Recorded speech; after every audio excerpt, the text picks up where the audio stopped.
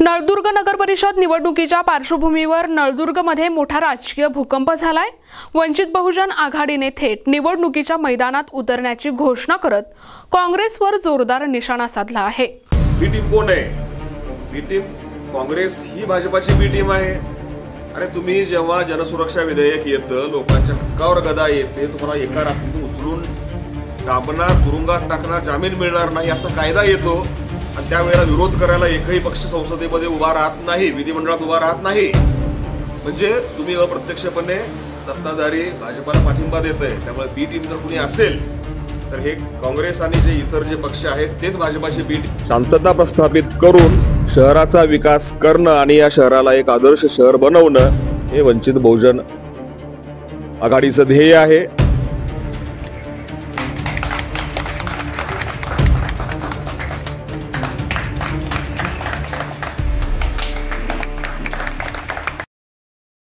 Doctor Dhepe यांनी NTP news मराठीशी बोलताना खास विधान केले आणि नळदुर्गचे राजकारण अक्षरशः ढवळून निघाले। ते म्हणाले, भाजपला हरवायचं असेल तर सर्व विरोधकांनी एकत्र या, आम्ही प्रस्ताव देतो, पण काँग्रेस तर भाजपची बी टीम आहे। वंचित आघाडीने स्पष्ट इशारा दिला की आम्ही जनता आणि वंचित समाजासाठी लढणार, तडजोड नाही, थेट संघर्ष। यामुळे नळदुर्गचे राजकीय वातावरण चांगलेच तापले असून महाविकास आघाडीतून घटस्फोट झाल्याच्या चर्चा जोर धरत आहेत। पुढील काही तासात नळदुर्गसाठी मोठी राजकीय घडामोड शक्य आहे। हू घातलेल्या नगरपालिकेच्या निवडणुकीच्या अनुषंगाने वंचित बहुजन आघाडीच्या माध्यमातून वंचितने जे आहे जोरदार मोर्चेबांधणी करताना आपल्याला पाहायला मिळते। म्हणून एकंदरीत जे आहे राजकीय नेत्यांची मात्र झोपमोड होताना पाहायला मिळते। अनेक ठिकाणी जे आहे वंचित बहुजन आघाडीच्या उमेदवारामुळे डोकेदुखी मात्र वाढताना पाहायला मिळत आहे। एकंदरीत आत्ताच या ठिकाणी नितीन ढेपे सरांची जी आहे वंचित बहुजन आघाडीची पत्रकार परिषद या ठिकाणी नळदुर्गमध्ये झाली, परंतु आरोप आणि प्रत्यारोपचा दुराळा या ठिकाणी पाहायला मिळाला आहे। एकंदरीत कोण कोणाची बी टीम, कोण कोणासाठी काम करतो याचा उलगडा त्यांच्या माध्यमातून या ठिकाणी करण्यात आलेला आहे। थेट आपण त्यांच्याशी बातचीत करणार आहोत। एकंदरीत नळदुर्ग नगरपालिकेमध्ये नेमकं होतंय तरी काय आणि कशा पद्धतीने राजकारण होतंय, याला कुठेतरी विकासाला खळी कशा पद्धतीने लागणार आणि विकासाची गती वंचित माध्यमातून कशा पद्धतीने करणार हे आपल्यासोबत बोलणार आहेत। सर, मला सांगा, वंचितचा महत्त्वाचा शहराच्या विकासासाठी अजेंडा काय असणार आहे?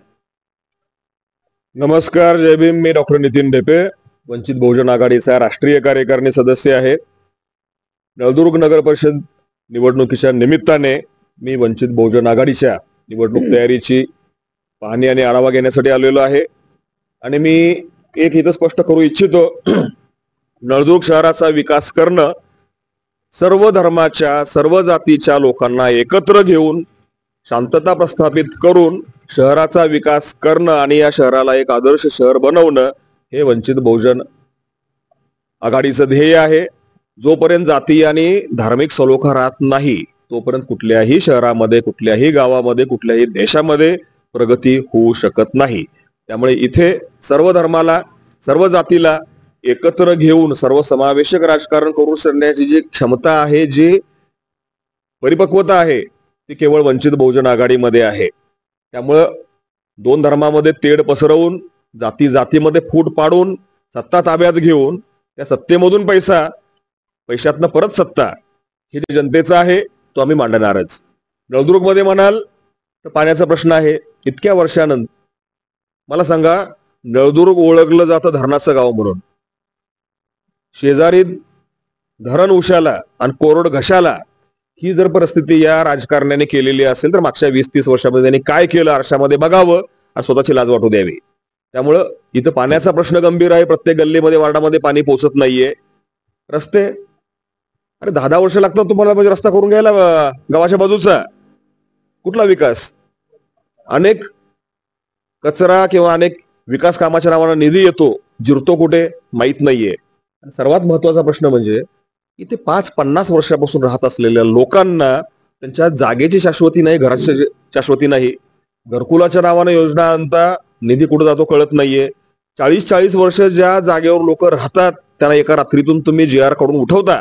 अरे हा कुठला विकास आहे? लोकांना 20 वर्षानंतर, 30 वर्षानंतर, 2 पिढ्याच्या नंतर त्यांच्या घरातून बाहेर काढणारा हा विकास कुठला? त्यामुळे लोकांना घर मिळवून देणं, समाजामध्ये, धर्मामध्ये शांतता राखणं आणि खूप वेगळं काय करायची गरज नाहीये। जेवढा विकास निधी येतोय नळदुर्गला ना, तो जिथं जिरतोय, ज्यांच्या खिशामध्ये जिरतोय, तो जरी थांबवला तरी नळदुर्गचा विकास होणार आहे। त्यामुळं वंचित बहुजन आघाडीकडे सर्वांना एकत्र घेऊन प्रामाणिकपणे पारदर्शकपणे शहराचा विकास करण्याची नीती आहे, त्याचा रोडमॅप आमच्याकडे आहे आणि वंचित यासाठी तयार आहे. एकंदरीत पाहायला गेलं तर काँग्रेस बोललं जाते किंवा कुठेतरी जी आहे भारतीय जनता पार्टीची बी टीम म्हणून वंचितकडे पाहिलं जातं. या वंचितमुळे नक्कीच फटका बसला असं चित्र एकंदरीत नळदुर्गमध्ये निर्माण झालेलं आहे. कसं युतीचा काय प्रस्ताव आलेला आहे, काय बोलणं झालेलं आहे? आता वंचित तर फक्त महाराष्ट्रामध्ये आहे ना, मला सांगा पूर्ण देशभरामध्ये काय दिवा लावला काँग्रेसने? जर बी टीम जर म्हणायचं असेल तर मला सांगा, जेव्हा जनसुरक्षा विधेयक आलं, सामान्य माणसाला कुठलीही चौकशी न करता तुरुंगात डांबणार आणि त्यांना जामीन सुद्धा मिळणार नाही, कुणाला लेबल द्या नक्षलवादी किंवा दहशतवादी बनवून आणि त्यांना महिने महिने वर्षभर तुरुंगामध्ये घाला, कायदा आला.